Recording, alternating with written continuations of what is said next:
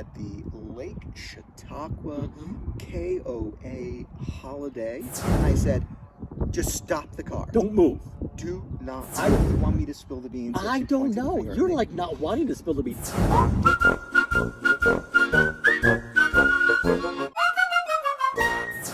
Welcome back to Two Bears Trekking. We are settled into our summer position, which if you watched our last video, I gave you a few little hints of, and missed cruise and other things, but we'll talk about those later. Well, Secrets? Enough with the secrets. Well, they're tuned in. They want to know all about our secrets. Well, they're going to have to wait towards the end. So here we are at the Lake Chautauqua KOA holiday. A lot of words there, but I know. It's in DeWittville, New York, and we're going to be here for the entire season, through the middle of October. So if you happen to be making some plans for the summer, and you want to schedule a week or a few days, you know where we're going to be. Swing on by. Let us know you're coming through. Exactly. It's a beautiful place. There's lots of stuff to do here. Oh, my goodness. We were shocked as we were walking around. And it's not only RV sites. You can also, there are cabins here and all sorts of amenities. So, check it out. And if you want to stop by, you'll see Jonathan working and doing my thing. Me hibernating, working on my eBay business. We do apologize for the wind. It can be a little windy here. Yeah, so it's hit or miss. We're gonna kind of experiment on outside filming, maybe some inside filming, maybe get a new large green screen. So, and I'm also going to say that I'm probably not going to review this location because, well, I got myself a dog in the fight here. So. We'll shoot different locations around so you'll see what it's like and the beauty that this place is, but no review, at least for me. So sounds good. So is it secret time? Is it reveal secrets time? No, I want to talk a little bit about the cruise first. Oh yes. So before we reveal the secret, and we did have some interesting experiences. We're just going to give you some of the funny stories. Oh yes. Leading up to the cruise and the frustrations, but we had a fantastic time. And we're going to be doing a bunch of shorts and also some specific reviews with respect to the celebrity reflection, but also different aspects of cruises. And I've cruised 37. This was my 37th, and on a whole bunch of different cruise lines. This was your first. This was number one for me. And so I'm going to give a fresh perspective of what it was like for first-time cruisers, what I thought of the ship, what I thought of the entertainment, what I thought of a lot of the different things, the food, etc. And we're also going to tell you how to get inexpensive cruises, how to get the most benefits and the most perks. And also we're going to be talking a lot about, we are an RV, we're at trekking, so how does an RV work, with regards to cruising? Exactly. If you're full-time or even if you're seasonal and you want to go while you're seasonal in your RV, where do you put that thing, right? And even if you're just flying out, you need to fly out, whether it's last minute or it's a planned fly out, where do you park? And we have talked about that in one of our videos a little bit, but we're going to do an entire video on that. So make sure you stay tuned, and we're going to do our little plug here. Like, subscribe, share the videos. Help us reach our goal of 1,000 subscribers. It's like we've stalled a little bit. Yes. So share so other people subscribe. If you're already subscribed and you like what you're seeing, tell others about it. Exactly. All right. So having said that, let me just... You want me to spill the beans? I don't know. You're like not wanting to spill the beans. On the short, you basically didn't want to tell anyone anything. And it really wasn't a lie. But we do have somewhat of a big secret, and hopefully it was seamless. Right. And I did use the word "we," and it was kind pejorative. It was kind of like it wasn't really truthful. We as in two people. It was we as in him in the RV. Be in the RV. Yes. We have actually been apart for 4 months. It was a long 4 months. I'll just tell you that. It was a very long 4 months, and we made the decision, like in November, that you were going to head back to Oregon. Right. I had some family matters I needed to take care of. Spend some time back there.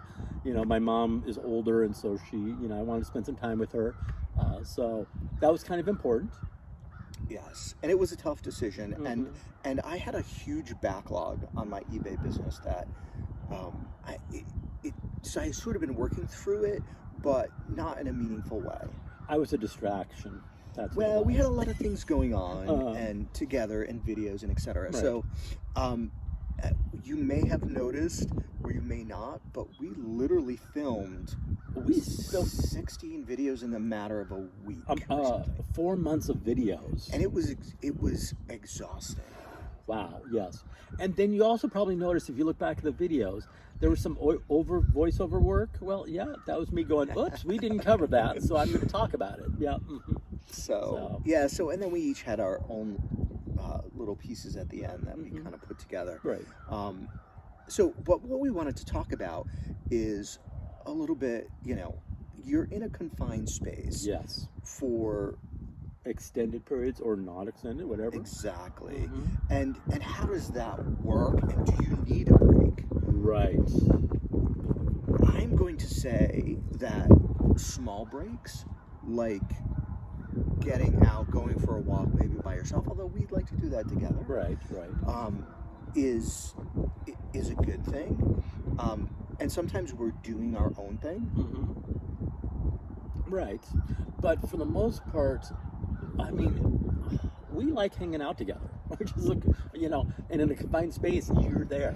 You need to do that. So, but it's just nice to maybe have a short break occasionally. A short break, but clearly the 4-month break that was a bit long.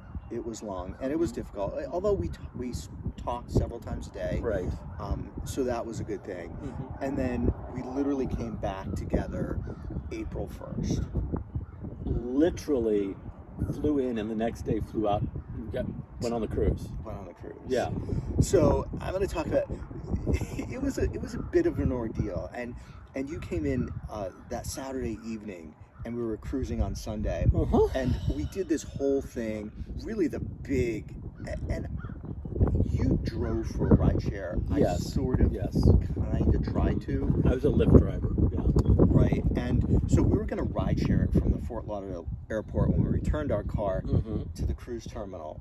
I'm just going to say that was a living nightmare. I mean, to tell you the truth, I would think maybe renting a vehicle. I don't know, because you can return a vehicle at, I think it's a budget location. I may be wrong. Right. And we'll pop it up on the screen. Right. And they have a shuttle to the port. Right. It's a little bit more expensive, but more convenient. Making your way from that port, from the airport on a cruise day, just do we want to give the details insane. On that? Well, yeah. So we were using Lyft because, like, one of my cards, I get like 5 times points and whatever. Right. So we had chosen Lyft on that particular day, and when we got settled in our spot in the pickup zone, it's the pickup zone, initiated it. Yep. Just like you do with rideshare. Yep.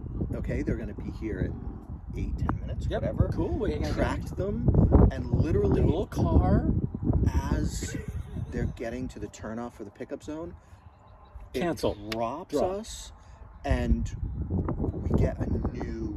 Now I know driver. From certain facts about having worked as a rideshare person that there's only a certain amount of ways that could happen, and so I was immediately disappointed. We were a little bit frustrated at that point. Yes. Already. Yes.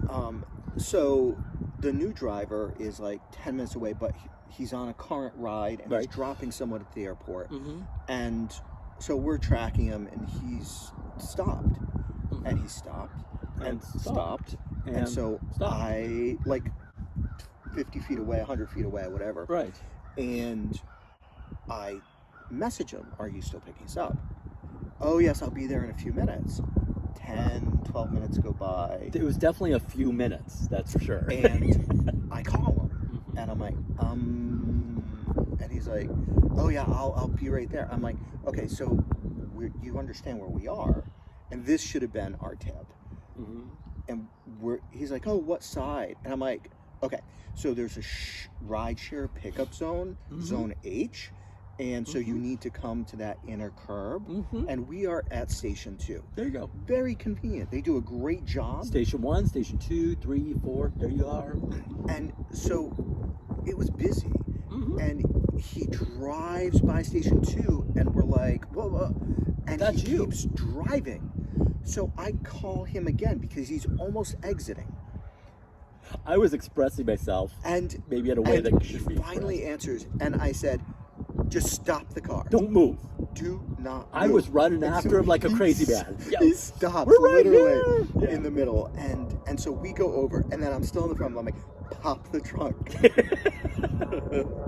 So he pops the trunk. There was barely enough room for one suitcase in there. The trunk was full of stuff, and Okay, again, rideshare, you want a best experience.